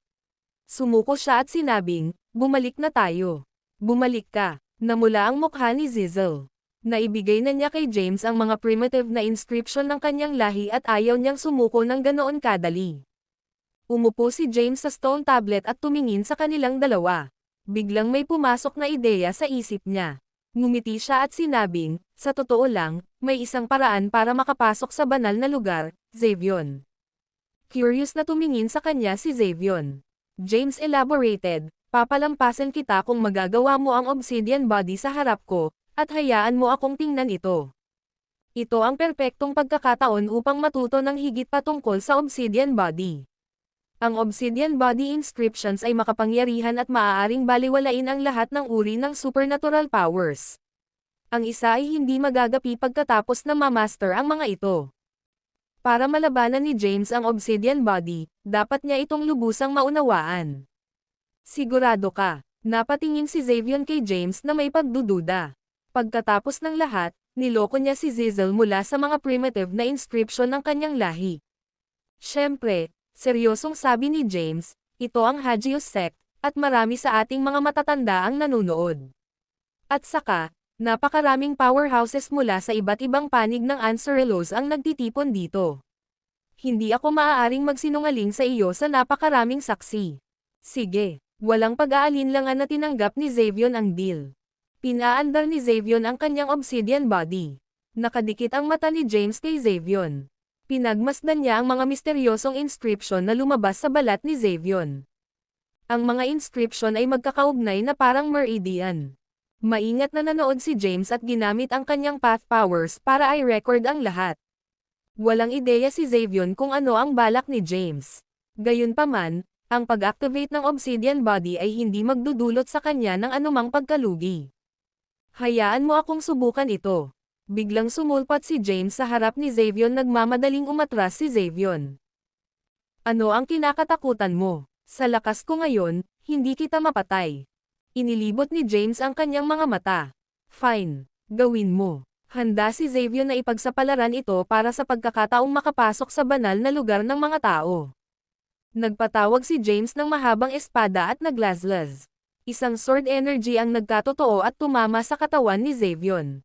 Sa sandaling iyon, biglang nag-transform ang mga inscription sa ibabaw ng katawan ni Xavion. Pagkatapos, umatake ulit si James. Sa tuwing dumarating ang kanyang pag-atake, ang mga inscription ay magbabago at haharangen ang pag-atake. Humigit kumulang 100 beses na magkasunod na umatake si James. Ang kanyang mga pag-atake ay malakas ngunit hindi nagdulot ng pinsala sa Xavion. Sa proseso, tiniyak ni James na ni-record niya ang lahat. Pagkaraan ng mahabang panahon, sa wakas ay inalis ni James ang kanyang espada at sinabing, "Go on." Ikinumpas niya ang kanyang kamay, pinayagan sina Zizzle at Xavion na makadaan sa gate ng bundok. Pagkatapos, umupo ulit si James sa stone tablet. Nakita na niya sa wakas ang obsidian body inscriptions. Sa kanyang kahusayan sa mga primitive na inscription ng lahi ng tao, madali niyang mapag-aralan at makabisado ang obsidian body inscriptions. Pagkatapos ng pakikipag-ugnayan, ipinagpatuloy ni James ang pagkolekta ng mga benepisyo mula sa mga bisita. Maraming powerhouses ang dumating sa Hagios Sect at masunuring iniabot ang ilang benepisyo kay James para makapasa sa gate ng bundok. Ang araw para sa pagbubukas ng banal na lugar ng Hagios Sect ay dumating sa isang kisap mata. Ang video na ito ay edited by Urban Storytelling. Kabanata 5651. Sa kabilang banda, binawi ni James ang formation. Sa pasukan, naglabas si James ng ilang mga inscription sa pagpasok upang makapasok sa banal na lugar. Ibinigay din niya ang mga inscription ng Doom Race na nakuha niya. Natigilan si Wyatt. Nagbigay ka ng labis na pagsisikap upang makuha ang mga inscripsyong ito. Bakit mo ito ibinibigay sa akin? Pagkatapos, sinabi ni Wyatt, hanggang sa panatilihin ang mga primitive na inscription ng Doom Race. Kung tungkol sa mga inscription sa pagpasok ng Hagios Sect, dapat mong itago ang mga ito. Nakangiting sabi ni James, marami akong entry inscriptions. Makapasok ako sa 9th rank world ng banal na lugar. Itago mo lang sila. Marahil ay makakakuha ka ng mga kapalaran sa banal na lugar at makapasok sa Transcendental Bliss rank. Salamat, kung gayon. Hindi na tumanggi si Wyatt kay James at iningatan ang mga inscription. Tara na. Nakaakbay sina James at Wyatt sa isa't isa habang naglalakad sila patungo sa Apex Main Hall. Maraming mga powerhouse at alagad ng Hagios Sect ang nagtipon sa labas ng Main Hall. Mayroon ding ilang mga powerhouse mula sa labas ng mundo. Lahat ng tao. Boses ni Landry mula sa pangunahing upuan ng Main Hall. Nabuksan na ang banal na lugar. Mayroong 9 na mundo sa banal na lugar. Mangyaring huwag lumampas sa dagat. Kung hindi ka sapat na malakas, huwag pumasok sa mas matataas na mundo.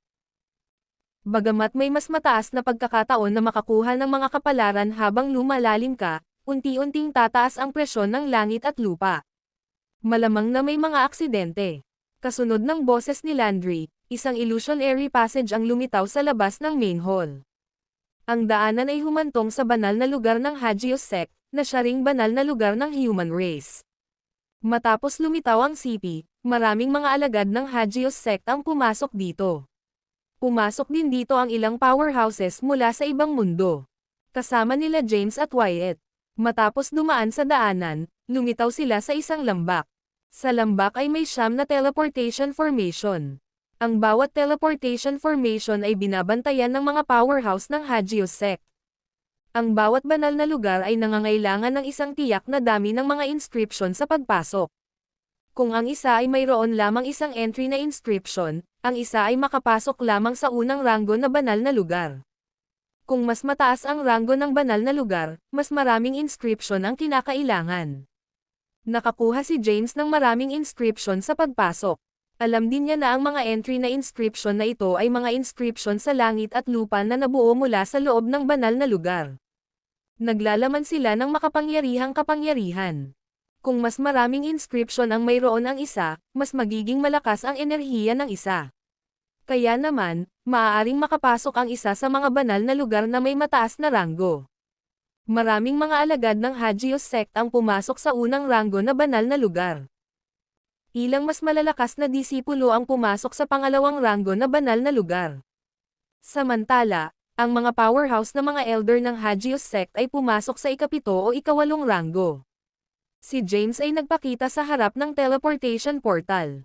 Tumingin siya sa paligid at napagtantong walang pumapasok sa ika-9 na ranggo. Hindi niya alam kung bakit. Bakit walang buhay na nilalang na pumapasok sa ika-9 na ranggo na banal na lugar? Napatingin siya kay Wyatt sa tabi niya. Umiling si Wyatt at sinabing, hindi ako alagad ng Hagios Sect. Paano ko malalaman? Haha, sa mga sandaling ito, narinig ang tawa mula sa likuran. Lumingon si James para tingnan kung sino iyon. Lumakad si Landry, ang leader ng Hagios Sect, at ilang pangunahing elder. Ipinaliwanag ni Landry, masyadong malakas ang pressure sa langit at lupa sa 9th rank holy site. Kahit na ang isang powerhouse sa Transcendental Bliss rank ay pumasok sa banal na lugar, hindi niya kayang labanan ang pressure ng langit at lupa. Mula noong sinaunang panahon, kakaunti lamang ang mga powerhouse na maaaring makapasok sa ika-9 na ranggo na banal na lugar.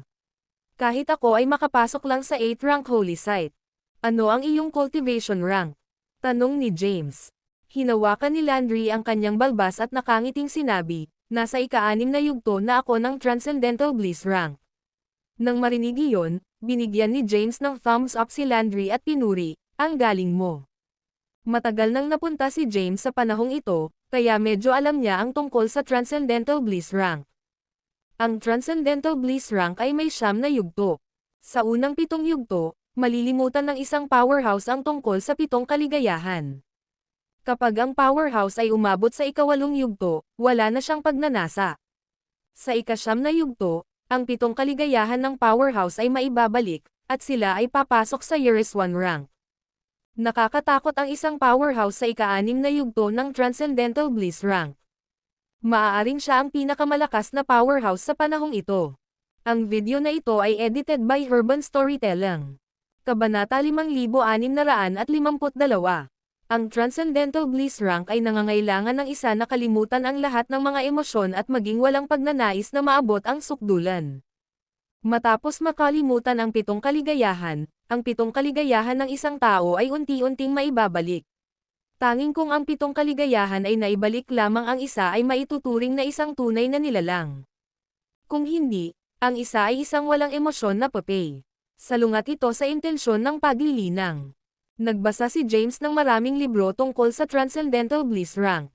Sa pagkakaintindi niya, hindi pinahintulutan ng Transcendental Bliss rank na makalimutan ng isa ang mga emosyon. Ito ay isang mental fortitude state lamang. Kung ano ang katotohanan, wala siyang ideya. Hindi pa niya naabot ang cultivation rank na iyon. Kailangan niya itong abutin para malaman. Nakangiting tumingin si Landry kay James at sinabing, sa iyong kakayahan, dapat kang makapasok sa banal na lugar ng ika-7 ranggo.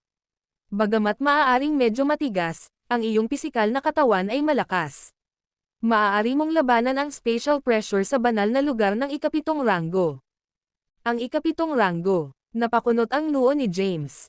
Nais ni James na pumunta sa 9th rank holy site, ngunit nag-aalala siyang mahaharap siya sa mga panganib sa pagpasok dito. Kumusta ang ika-9 na ranggo? Tanong ni James.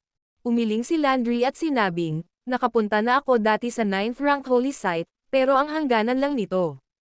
Napakalakas ng spatial pressure sa hangganan ng 9th rank holy site. Ito ay may hindi mabilang na mabangis na enerhiya. Kung tungkol sa mas malalim na bahagi ng banal na site, wala akong ideya. Hindi pa ako lumalim. Pagkatapos, hindi na nagsalita si Landry at pumasok sa 8th rank holy site. Sinulyapan ni James si Wyatt sa tabi niya at nagtanong, saang ranggo ang balak mong pasukan? Ang ika-8 ranggo, sagot ni Wyatt. Sige. Tumango si James. Pagkatapos, tumingin siya sa paligid at nakita niya ang isang buhay na nilalang na papalapit sa teleportation formation ng ika-9 na ranggo. Ang buhay na nilalang ay si Xavion. Ang Xavion ay naglabas ng hindi mabilang na mga inscription sa pagpasok, at ang mga inscription ay pumasok sa porma sayon. Pagkatapos, bumukas ang formation. Walang pag-aalinlangan, pumasok siya sa porma sayon at ipinadala sa ika-9 na ranggo na banal na lugar. Nang makitang nakapasok na si Xavion sa 9th rank holy site, gusto rin ni James na gawin iyon. Naglakad siya papunta sa teleportation formation ng 9th rank holy site. Nang marating ang porma sayon, inilabas niya ang mga entry na inscription na nakuha niya. Ang mga entry na inscription ay pumasok sa teleportation formation. Nang makita si Xavion na papasok sa porma sayon kasama si James na sumusunod, maraming powerhouse na naruroon ang hindi maiwasang mabigla. Mga baliw sila. Naghahanap ba sila ng kamatayan? Paano sila mapupunta sa ika-9 na ranggo? Mula noong sinaunang panahon, iilan lang ang mga powerhouse na maaaring makapasok sa 9th rank na banal na lugar ng human race. Halos ibibigay nila ang kanilang buhay. Umalangaw ang mga boses mula sa lahat ng dako. Gayunpaman, hindi sila pinansin ni James. Dahil nakapasok na si Xavion sa 9th rank holy site, kailangan ding pumunta ni James. Kung si Xavion ay nakakuha ng kayamanan sa banal na lugar, mas mahirap para kay James na talunin o patayin siya. Pumasok si James sa teleportation formation. Bumukas ang teleportation formation, at nagdilim ang paningin ni James. Nang muli siyang nagpakita, nasa kakaibang mundo na siya. Pagdating, naramdaman niya ang malakas na spatial pressure. Ang spatial pressure ay durog. Kahit na ang kanyang pisikal na katawan ay umabot na sa huling yugto ng quasi-bliss rank, nahirapan siyang labanan. Sa ilalim ng durog na spatial pressure, hindi mabilang na mga sugat ang lumitaw sa kanyang katawan. May figure sa unahan niya. Si Xavion pala. Sa sandaling ito, hindi mabilang na mga inscription ang umiikot sa kanyang katawan. Nilabanan niya ang spatial pressure ng lugar na ito. Lumingon siya at sinulyapan si James na sugatan. Hindi niya napigil ang tumawa. James, how dare you enter the 9th rank holy site of the human race with your ability? Sobra ang pagpapahalaga mo sa sarili mo. Sa tingin mo ba mayroon kang obsidian body? Natatawang sabi ni Xavion kay James. Maaari kitang patayin ngayon, ngunit kung gagawin ko iyon, hindi malalaman ng labas ng mundo na ako ang pumatay sa iyo. Sa kasalukuyan, mayroon akong iba pang mahahalagang bagay na dapat asikasuhin. Kailangan kong pumunta ng malalim sa 9th rank na mundo ng banal na lugar ng human race upang maghanap ng kapalaran. Kapag umalis ako sa banal na lugar, mamamatay ka. Malakas ang boses ni Xavion. Sa titig ni James, nawala ang figure ni Xavion sa mabangis na lugar na ito. Ang video na ito ay edited by Urban Storytelling. Kabanata 5653. Fuck, hindi maiwasan ni James ang magmura. Pagkatapos, lumitaw ang isang pinasimpleng bersyon ng Obsidian Body Inscriptions. Ang mga inscription ay nakakabit sa ibabaw ng kanyang katawan. Ang mga ito ay mga inscription na nilikha niya noong ginaya niya ang Obsidian Body dati. Kahit na hindi sila kasing lakas ng Obsidian Body, kaya nilang labanan ang kaunting enerhiya. Sa pamamagitan ng mga inscription na lumalaban sa ilang enerhiya kasama ang kanyang malakas na pisikal na katawan, nagawa ni James na lumipat sa lugar. Nagmamadaling sinundan niya si Xavion. Pagkaraan ng ilang distansya, nakatagpo siya ng nakakatakot na mga bagyo sa kalawakan. Ang kanyang katawan ay agad na inabutan ng bagyo. Para siyang maliit na bangka sa malawak na dagat, patuloy na umihindayog sa mga unos. Nagsimulang pumutok ang mga inscription sa ibabaw ng kanyang katawan. Nakakatakot ito. Pinaandar ni James ang kanyang kapangyarihan at humakbang paatras. Kung patuloy siyang lalalim, masisira ang mga inscription sa ibabaw ng kanyang katawan. Kapag nabasag ang mga inscription, mamamatay siya kaagad dahil hindi sapat ang kanyang pisikal na kapangyarihan upang labanan ang mga bagyo sa kalawakan sa lugar. Umatras si James sa hangganan. Naging mabigat ang ekspresyon niya. Ano ang dapat kong gawin ngayon? Lalabas ba ako? Kumunat ang noo ni James. Lumabas. Walang paraan. Mas lumalim na ang Xavion sa holy site, kaya paano nahuhulog si James? Nakaramdam ng sama ng loob si James. Kailangan niyang tingnan kahit anong mangyari. Masyadong malakas ang spatial pressure ng lugar na ito. Kahit na ang isang powerhouse sa Transcendental Bliss rank ay hindi nang ahas na pumasok sa banal na lugar. Ngayon, naiintindihan lamang ni James ang Obsidian Body dito at umasa sa Obsidian Body upang labanan ang langit at lupa na presyon ng lugar na ito. Kailangan din niyang pagbutihin ang kanyang pisikal na kapangyarihan. Kailangang maabot ng kanyang pisikal na katawan ang Transcendental Bliss rank. Sa ganoong paraan, makakaligtas siya sa pamamagitan ng pag-asa sa kanyang makapangyarihang pisikal na katawan. Kasunod ng planong ito, umupo si James sa lupa sa isang lotus position at nag-set up ng time formation. Nagpasya siyang magtanim dito ng ilang panahon. Kabisado na niya ang mga inscription ni Xavion ng Obsidian Body. Ngayon, kailangan lang niya ng panahon para maunawaan ang Obsidian Body. Sa pamamagitan ng paggamit ng mga primitive na inscription ng human race, maaari niyang kopyahin ang Obsidian Body. Kasabay nito, nais niyang gamitin ang pagkakataong ito upang mapabuti ang kanyang pisikal na kapangyarihan. Pagkatapos mag-set up ng time formation sa paligid niya, naglakad siya papunta sa mas malalim na lugar. Sinimulan niyang gamitin ang langit at lupa na presyon ng lugar na ito para maasa at sanayin ang kanyang pisikal na katawan. Sabay bumagsak ang katawan niya. Sa pagbagsak ng kanyang katawan, muli itong nabuhay ng isang bagong buhay. Kasabay nito, sinira niya ang mga inscription ng Obsidian Body. Ang mga inscription ay mahiwagang. Ang bawat inscription ay patuloy na magbabago.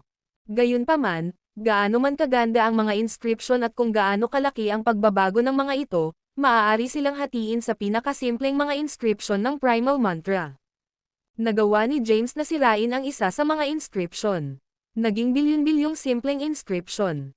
Ang mga simpleng inscription na ito ay patuloy na nagbabago. Samantala, sinubukan ni James na unawain ang kahulugang nakatago sa mga pagbabago. Parang supercomputer ang isip niya. Ito ay patuloy na gumagana. Hindi niya namamalayan, naintindihan niya ang isa sa mga inscription. Gayunpaman, ito ay simula lamang. Mayroong maraming mga obsidian body inscriptions. Ang bilang ng mga inscription ay mabibilang sa bilyon. Bukod doon, ang bawat inscription ay patuloy na nagbabago. Kinailangan ni James ng oras para intindihin sila ng buo. Gayunpaman, nag-set up siya ng time formation. Maaari siyang magnilay sa pag-iisa sa pagbuo ng oras at maunawaan ang mga inscription. Marami siyang oras. Sa pagbuo ng oras, lumipas ang mga araw. Patuloy na hinahasa ni James ang kanyang pisikal na katawan. Ang kanyang pisikal na katawan ay lumakas, at ang kanyang pag-unawa sa obsidian body inscriptions ay tumaas. Ang video na ito ay edited by Urban Storytelling. Kabanata 5654. Nagtagal si James sa pagbuo ng oras.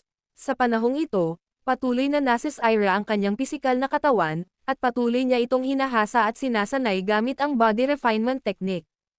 Lumalakas ang kanyang pisikal na katawan. Hindi alam ni James kung gaano katagal niya nilinang ang kanyang pisikal na katawan. Alam lang niya na ang kanyang pisikal na kapangyarihan ay tumaas hanggang sa huling yugto ng Consummation Quasi-Bliss rank mula sa huling yugto ng Quasi-Bliss rank. Umabot pa ito sa Transcendental Bliss rank. Kasama ng kanyang mas malakas na pisikal na katawan ang mas malakas na pagtutol. Kahit na ang kanyang cultivation rank ay nasa Holy Celestial rank lang, kung gagamitin niya ang kanyang physical power, makakalaban niya ang isang powerhouse sa unang stage ng Transcendental Bliss rank. Habang lumalakas ang kanyang pisikal na katawan, tumaas din ang kanyang pag-unawa sa mga obsidian body inscriptions. Di nagtagal, lubos niyang naunawaan ang mga inscription sa katawan ng obsidian. Sa isang pag-iisip, hindi mabilang na mga inscription ang lumitaw. Ang mga inscription ay nakakabit sa ibabaw ng kanyang katawan. Kaagad, naramdaman niyang nawala ang pressure. Napakalakas nito na nakakatakot. Nang maramdaman ni James ang mga nakasulat sa ibabaw ng kanyang pisikal na katawan, napangiti siya. Matapos maglagay ng labis na pagsisikap sa paglilinang, sa wakas ay naunawaan niya ang obsidian body. Ngayon, kahit na maaaring hindi niya matalo o mapatay si Xavion, maaari niyang harangan ang lahat ng kanyang pag-atake. Bukod dito, pinagkadalubhasaan niya ang obsidian body. Mas madali na ngayong lumikha ng mga inscription na nakatarget sa obsidian body. Naramdaman niya ang oras at napagtanto niyang daan-daang panahon na ang lumipas sa labas ng mundo.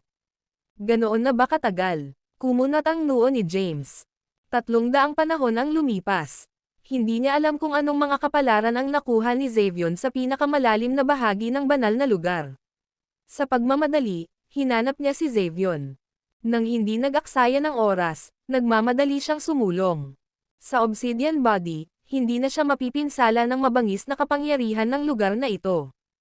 Naglakbay siya sa marahas na lugar at pumasok sa core area ng 9th rank holy site.